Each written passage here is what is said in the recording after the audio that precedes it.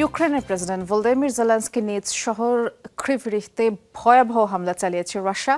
এতে কমপক্ষে 15 জনের প্রাণ গেছে।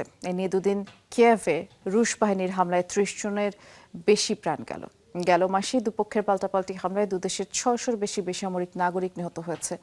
আলোচনার টেবিল ঠান্ডা থাকলেও গেল কয়েক মাস ধরে উত্তপ্ত রাশিয়া ইউক্রেন ফ্রন্ট। 45 বছর ধরে কোটি মানুষের আস্থায় পাইপের বস আরএফএল পাইপ।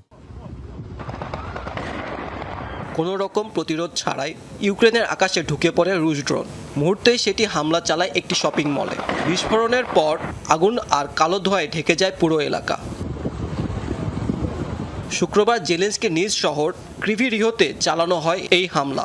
এতে নিহত হয় কমপক্ষে 15 জন, আহত 130 জনেরও বেশি, যার মধ্যে রয়েছে 22 শিশু। হামলার খবর পেয়েই দ্রুত ঘটনাস্থলে ছুটে যান উদ্ধারকর্মী ও ফায়ার সার্ভিসের সদস্যরা। চলছিল উদ্ধার অভিযান। এর মাঝে আবারও ওই এলাকায় ফের হামলা চালায় রুশ বাহিনী। দ্বিতীয় হামলাটি উদ্ধারকর্মীদের লক্ষ্য করেই চালানো হয়েছে, এমনটাই অভিযোগ ইউক্রেনের প্রেসিডেন্ট ভলোদিমির জেলেনস্কির।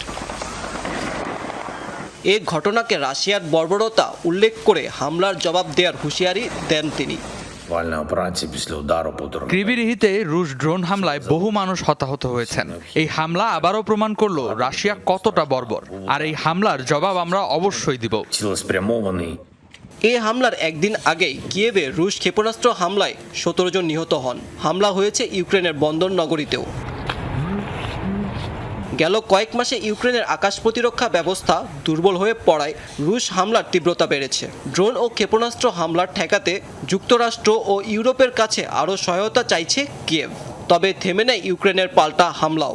রাশিয়ার সামরিক স্থাপনা ও অবকাঠামো লক্ষ্য করে ড্রোন হামলা আরও জোরদার করেছে কিয়েভ। ফলে আকাশপথের হামলা পাল্টা হামলায় নতুন করে উত্তপ্ত হয়ে উঠেছে রাশিয়া ইউক্রেন যুদ্ধ। রয়টার্সের তথ্য অনুযায়ী গেল মাসে পাল্টাপাল্টি হামলার জেরে প্রাণ গেছে 634 বেসামরিক নাগরিকের, যার মধ্যে ইউক্রেনীয় 437 জন। যত দিন যাচ্ছে বাড়ছে সাধারণ মানুষের লাশের মিছিল। তবে যুদ্ধক্ষেত্রে এক চুলও ছাড়তে নারাজ দুই পক্ষই। মাহমুদ সাকিব, যমুনা নিউজ।